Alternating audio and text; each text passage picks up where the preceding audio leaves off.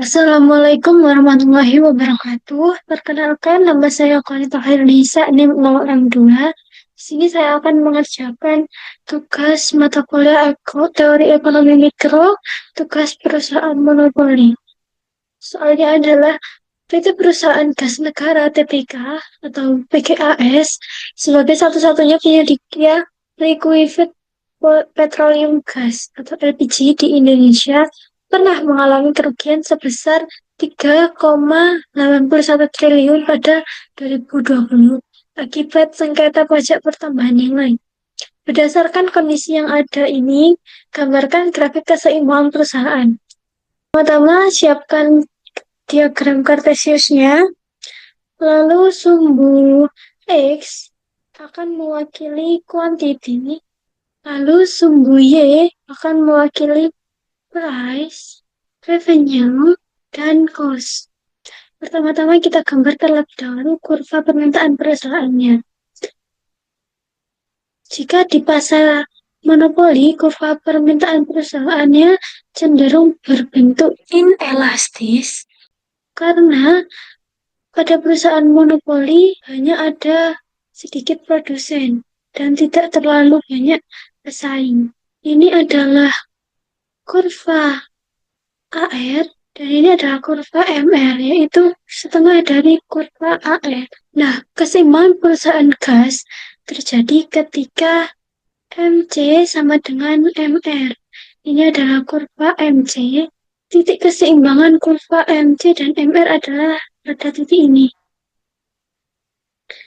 Sehingga kuantiti yang harus diproduksi oleh produsen adalah sebanyak satu. Lalu, perusahaan gas mengaku mengalami kerugian sebanyak 3,81 triliun. Ketika ke perusahaan rugi, maka kurva AC-nya berada pada titik ini. Kurva AC lebih cenderung cekung karena ini ada pada jangka pendek. Nah, daerah kerugian yang dialami oleh perusahaan gas adalah daerah sebanyak selisih antara AC dan AR, yaitu pada daerah inilah perusahaan gas mengalami rugi karena AC lebih besar dari AR. Nah, jadi pada jangka pendek perusahaan mengalami kerugian. Sehingga ini bisa kita namai grafik keseimbangan perusahaan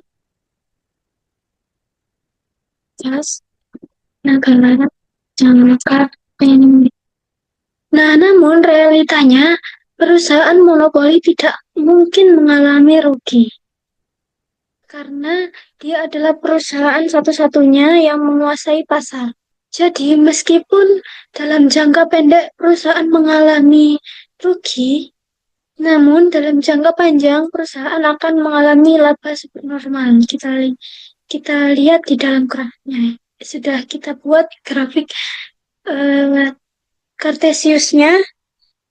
Lalu kita beri tanda di sini bahwa sumbu X mewakili G, sumbu Y adalah P, R, C. Nah, kita gambar terlebih dahulu kurva penerimaan perusahaannya, yaitu AR dan MR-nya yang berbentuk inelastis.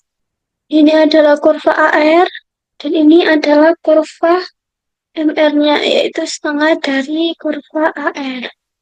Nah, dalam jangka panjang, perusahaan akan mengalami laba supernormal karena dia adalah satu-satunya perusahaan yang berada pada pasar.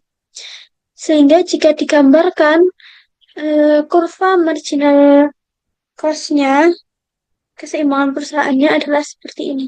Kurva ini bernama LRMC atau long run marginal cost.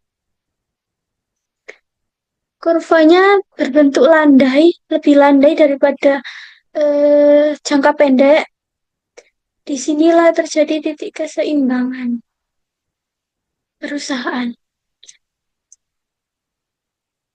Perusahaan harus memproduksi sebanyak Q1.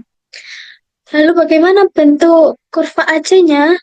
Nah, karena ini berada pada keseimbangan jangka panjang, maka kurva AC-nya berganti menjadi kurva LRAC dan bentuknya lebih landai, di mana perusahaan akan mendapatkan laba supernormal yaitu ketika LRAC lebih rendah daripada AR pada wilayah ini. Nah, pada wilayah hijau inilah yang menjadi laba supernormal jangka panjang dari PT Gas, yaitu AR berada di atas C. Jadi di sini bisa kita beri nama grafik keseimbangan jangka gas nakalaya jangka panjang. Mengapa ketika perusahaan mengalami kerugian tidak menutup usahanya? Karena dalam pasar monopoli tidak ada rugi yang masih bisa berjalan maupun rugi yang harus menutup usaha.